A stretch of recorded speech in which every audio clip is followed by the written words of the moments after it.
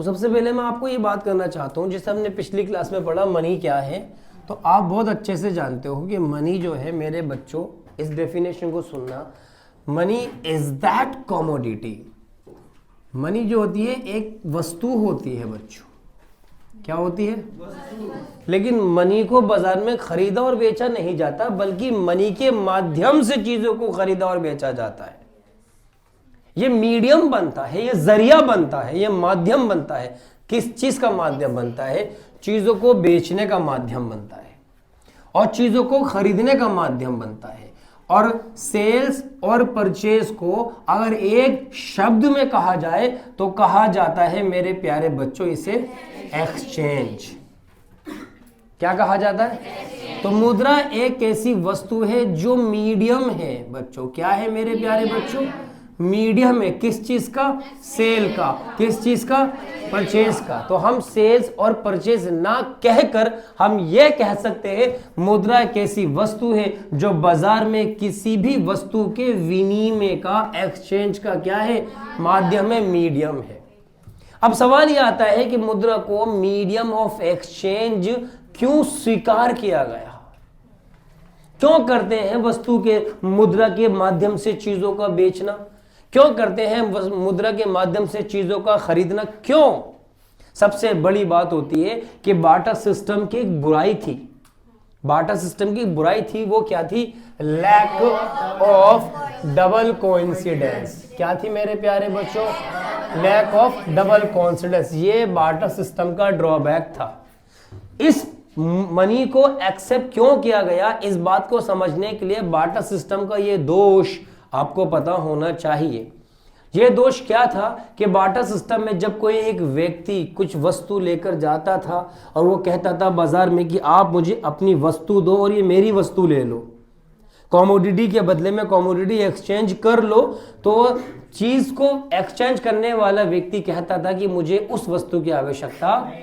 तो जब ऐसा होता था कि एक व्यक्ति को तो जरूरत हो किसी दूसरे व्यक्ति की वस्तु की, लेकिन दूसरे व्यक्ति को आवश्यकता नहीं होती उस पहले व्यक्ति की वस्तु की, तो ऐसी स्थिति में वहां पर कोइंसिडेंस नहीं होता था।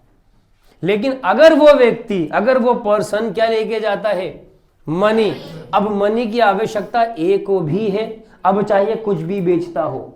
मनी की आवश्यकता बी को भी है, अब ये कुछ भी बेचता हो। ए अपनी वस्तु लेकर नहीं गया, ए क्या लेकर गया? मनी। इसको आवश्यकता है या नहीं है? इससे कहा भाई साहब ये मनी लीजिए और मुझे आप चावल दे दीजिए।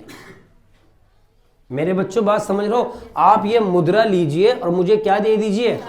तो इसको आवश्यकता किसकी थी और इसको आवश्यकता किसकी है? डबल कोइंसिडेंस हो गया या नहीं हो गया? बिल्कुल ऐसे ही बी क्या लेकर गया? मनी। और ये दाल बेचता था।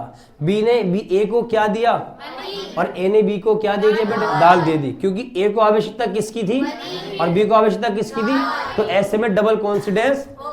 तो मुद्रा के रूप में हमेशा डबल कोइंसिडेंस होता है। मुद्रा के रूप में हमेशा क्या होता है? इसलिए मुद्रा को विनिमय का माध्यम एक्सेप्ट कर लिया गया कि हम वस्तुओं के बदले में वस्तु का आदान प्रदान नहीं करेंगे, बल्कि वस्तुओं का आदान प्रदान हम किसके माध्यम से करेंगे? क्योंकि मुद्रा के रूप में हमेशा क्या होता है?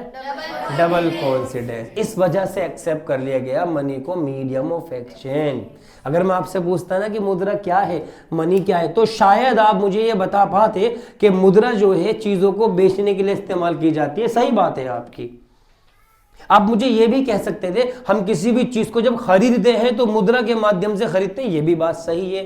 लेकिन मैं अगर आपसे ये पूछता कि क्यों हम मनी के रूप में चीजों का सेल्स और परचेस क्यों करते हैं, तो आप शायद ये ना कहते क्योंकि यहाँ पे हमेशा डबल कोइंसिडेंस होता है। इसका सीधा आंसर है ये कि मुद्रा के रूप में हमेशा दोहरा संयोग होता है, हमेशा डबल कोइंसिडेंस होता है। इसलिए मनी को किस रूप में एक्सेप्ट कर लिया गया? Medium of exchange. अब सवाल आता है कि मुद्रा के टाइप्स कितने होते हैं? Types of money important point है। टाइप्स ऑफ मनी जिसको कहते हैं मुद्रा के प्रकार। टाइप्स ऑफ मनी मुद्रा के 4 प्रकार के मुद्रा का जिक्र आपके सिलेबस में मैं चारों टाइप्स लिख देता हूं, ठीक है। सबसे पहला है फियाट मनी, सबको अच्छे से पता है ये। फियाट मनी को हिंदी में कहते हैं आदेश मुद्रा। आदेश मुद्रा उर्दू में इसे क्या कहते हैं? फियाट मनी कह लो बेटा, उर्दू में तो किताब ही नहीं है। हालांकि उर्दू का नाम कुछ और होगा इसका, लेकिन उर्दू में क्या कहते हैं ये सही मायने तो मुझे भी नहीं पता। आदेश तो वैसे हुक्म है, लेकिन हुक्म नहीं बोलेंगे इसको। आदेश मनी क्या होती है? वादाई ज़र भी कहा जाता है, वादाई करेंसी, जिसमें सरकार वादा करती है ना। गवर्नमेंट के द्वारा किसी भी चीज को करेंसी एक्सेप्ट किया जा सकता है, चाहे कागज के टुकड़े हो, चाहे मेटल के कॉइन्स हो। अगर गवर्नमेंट ने उसे एक्सेप्ट कर लिया तो हमें मानना पड़ेगा। एक कागज के टुकड़े पे अगर गवर्नमेंट ने लिख दिया आई प्रोमिस टू पे द बियरर 500 रुपी, तो हमें मानना पड़ेगा वो कागज का टुकड़ा 500 रुपए का नोट है। नोट किसे कहते हैं? किसे कहते हैं? नोट। लिखी हुई चीज को नोट कहते हैं ना। तो गवर्नमेंट का लिखा हुआ प्रॉमिस है, इसलिए नोट कहा जाता है उसे। यस, गवर्नमेंट का लिखा हुआ प्रॉमिस है उस पे, इसलिए नोट कहा जाता है उसे। 500 रुपए का प्रॉमिस है, 1000 रुपए का प्रॉमिस है, और जिस नोट पर गवर्नमेंट ने अपने प्रॉमिस को कैंसिल कर दिया, वो करेंसी भी करेंसी रहेगी ही नहीं। ये नहीं कि पुराना वाला जो 500 का नोट था अच्छा था, हम तो यही चलाएंगे। बेटा गवर्नमेंट ने एक्सेप्ट नहीं करा ये सब करेंसी, तो अब ये करेंसी क्या कुछ चेंज हो गया उसमें? वो पहले करेंसी था, बाद में करेंसी नहीं है। क्यों? क्योंकि गवर्नमेंट ने उसका लीगल टेंडर समाप्त कर दिया, क्योंकि गवर्नमेंट ने उस पर जो प्रॉमिस किया हुआ था वो विड्रॉल कर लिया। अब गवर्नमेंट का उस पुराने वाले नोट को लेकर कोई प्रॉमिस, अब वो करेंसी। तो ऐसी करेंसी जो सरकार के प्रॉमिस की वजह से, सरकार के आदेश की वजह से करेंसी एक्सेप्ट की जाती है, इस तरह की करेंसी को क्या कहा जाता है? Fiat money. समझ गए बेटे? लिखा होता है ना। तो किसी भी देश की जो करेंसी होती है उसमें जो फियाट मुद्रा होती है या आदेश मुद्रा होती है, वो उस देश की गवर्नमेंट की वजह से बनती है। गवर्नमेंट का उस कॉइन पर, उस नोट पर प्रॉमिस होता है कि हमारे देश की ये करेंसी इतनी वैल्यू की है, तो वो उस देश में उतनी वैल्यू की मानी जाती है। जैसे हमारे देश में 100 रुपए का नोट होता है और उस पर लिखा हुआ होता है आई प्रॉमिस टू पे द बियरर 100 रुपी नोट, या 100 रुपी वैल्यू क्या लिखा है मुझे पता नहीं, देख लेना उस पर, लेकिन कुछ ऐसे ही लिखा होता है। हम सब पढ़ते नहीं, सब पे लिखा हुआ है ना, ये है ना। इस प्रॉमिसरी नोट की वजह से ये क्या माना गया है? करेंसी। तो ये 50 रुपए का नोट, ये 50 रुपए का नोट हमारी कौन सी मनी है? फियाट मुद्रा। अब यहां देखो, फियाट मुद्रा समझ गए बेटे आप मेरी बात? अब दूसरी जो होती है करेंसी, दूसरे टाइप की करेंसी, फिड्यूशियरी मनी। ये जो बेटा न्यास मुद्रा है ना, ये न्यास मुद्रा दरअसल सरकार के आदेश पे नहीं चलती है, ये लोगों के बिलीफ पर चलती है, एक दूसरे के फेथ पर चलती है। जैसे चेक, जैसे चेक ड्राफ्ट। ऐसा हो सकता है ना बच्चों, मैं कह दूं आपसे कि भाई मैं चेक एक्सेप्ट नहीं करूंगा, आप मुझे कैश पेमेंट करें, मैं कह सकता हूं ना। मैं ऑनलाइन एक्सेप्ट नहीं करूंगा, आप मुझे कैश पेमेंट करें, मैं कह सकता हूं ना। तो पैसों के अलावा, कॉइन्स और नोट्स के अलावा कोई दूसरी ट्रांजैक्शन जो किसी और माध्यम से की जाती है, उसको हम बोलते हैं न्यास मुद्रा। जैसे चेक, ड्राफ्ट। अभी हाल फिलहाल में ऑनलाइन भी चल रहा है, मगर ऑनलाइन मुझे लगता है कि जिस तरह ऑनलाइन का वॉल्यूम बढ़ता जा रहा है, ऑनलाइन मेरे ख्याल से आदेश मुद्रा ना बन जाए। अगर 100% डिजिटलाइजेशन हो गया हमारी इकोनॉमी के अंदर, तब ऑनलाइन को आदेश मुद्रा माना जाएगा, सरकार के आदेश पे चलेगी। फिर अभी 100% नहीं है, अभी लोगों के फेथ पे चल रहा है। मैं ऑनलाइन ट्रांजैक्शन को मना कर सकता हूं ना, मुझे कोई सजा नहीं मिलेगी ना। मैं नोट को मना नहीं कर सकता भाई साहब, मैं नोट को मना नहीं कर सकता, वो सरकार का प्रॉमिस है। नहीं, मैं चेक को मना कर सकता हूं। तो मेरे प्यारे बच्चों, ऐसी करेंसी जो लोगों के विश्वास पर चलती है उसको हम बोलते हैं फिड्यूशियरी मनी। ये तो था आपका करेंसी का ट्रांजैक्शन को लेकर दो टाइप्स। अब आता है मेरे प्यारे बच्चों एक होता है फुल बॉडीड मनी।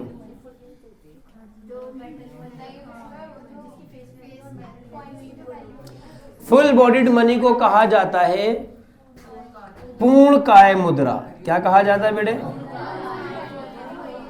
क्या होती है पूर्ण काय मुद्रा? पूर्ण काय, कार्य नहीं काय, पूर्ण काय मुद्रा। क्या होती है पूर्ण काय मुद्रा? क्या होती है फुल बॉडीड मनी? बेटे करेंसी होती है, नोट्स होते हैं, कॉइन्स होते हैं। अब मान लो ये कॉइन है, इस पर लिखा हुआ है 10 रुपी। क्या लिखा हुआ है बच्चों? अब यह दो चीजों की वैल्यू है। एक तो है इसकी फेस वैल्यू। क्या है मेरे बच्चों? जो इस पे अंकित मूल्य है। और एक है इसकी मेटल वैल्यू, कॉमोडिटी वैल्यू भी कहा जाता है मेटल वैल्यू को। अब 10 के सिक्के को अगर मेल्ट किया जाता है, पिघलाया जाता है, पिघलाने के बाद जो मेटल निकल कर आएगा उस मेटल की वैल्यू भी 10 रुपए के बराबर हुई। मेटल की वैल्यू भी 10 रुपए के बराबर हुई और उस पर लिखा हुआ भी 10 रुपए ही है।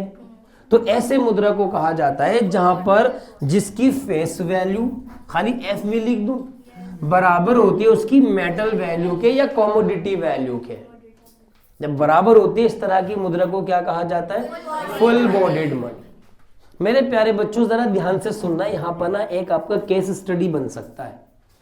आप चीजों को ऐसे ही रट लेते हो, नहीं, चीजों को समझो। यहां पर केस स्टडी कैसे बन सकता है, इस पर केस स्टडी बनने से पहले मैं इसको एक बात और इसके अगले वाला पॉइंट बता दूं, जिसको हम बोलते हैं क्रेडिट मनी। मैं यहां पे एरो बना देता हूं, उसके नीचे नजर नहीं आएगा। क्रेडिट मनी क्या कहते हैं बच्चों? उसको क्रेडिट मनी को हिंदी में कहते हैं साख मुद्रा। हिंदी में क्या कहते हैं बच्चों? बिल्कुल इसका अपोजिट होता है। अपोजिट क्या? यहां पर दोनों की वैल्यू बराबर होती है, लेकिन यहां पर फेस वैल्यू ज्यादा होती है, मेटल वैल्यू कम होती है। फेस वैल्यू ज्यादा होती है, मेटल वैल्यू।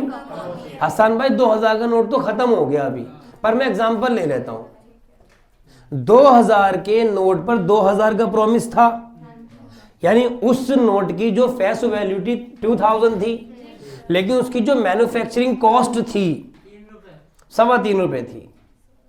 उसकी मैन्युफैक्चरिंग कॉस्ट जो थी 3.25 रुपए थी। अब 3.25 रुपए उसकी metal value, commodity value, metal तो नहीं कहेंगे, कॉमोडिटी वैल्यू बोलेंगे, लेकिन उसकी फेस वैल्यू 2000 रुपए। इस तरह की मुद्रा को क्या बोलते हैं? Credit money. अब यहां पर आपका एक बार बताओ, यहां केस स्टडी क्या बन सकता है? यहां पर केस स्टडी बन सकता है बोगस मनी को लेकर।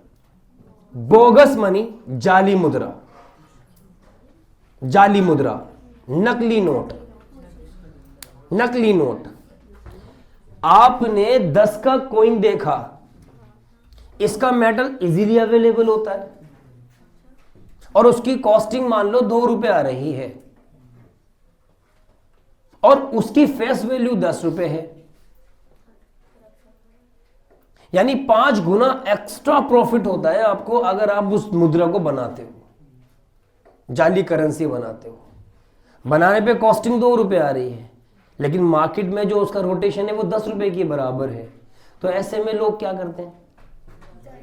जाली करेंसी को डेवलप करते हैं ताकि वो फायदा हो। आपका नोट है 2000 रुपए का नोट है, उस नोट में कुछ ऐसा मेटल अगर होता, उस नोट में ऐसा मेटल अगर कुछ ऐसा होता कि जिस मेटल की वजह से उसकी कॉमोडिटी वैल्यू भी 2000 हो जाए और मार्केट में चले भी 2000 का, तो पता लगा बनाने में उतना ही खर्चा आ जाएगा जितना उसको चलाने में आता है, जितनी वैल्यू उसकी है। तो ऐसे में कोई जाली करेंसी बनाएगा क्या? वो बिल्कुल नहीं बनाएगा, क्योंकि उसका खर्चा आ जाएगा उसमें उतना ही। तो इस पर केस स्टडी ये आ जाती है कि अगर आप अपनी अर्थव्यवस्था में जाली करेंसी की रोकथाम चाहते हो तो हमें क्या करना चाहिए? हम कहेंगे जी फुल बॉडीड मनी को चलाना चाहिए। अल्लाह जल्ल शान। अगर किसी वजह से कोई जाली करेंसी बनाता भी है तो उसका उतना खर्चा आ जाए जितने की वो वैल्यू है, उसकी फेस वैल्यू है।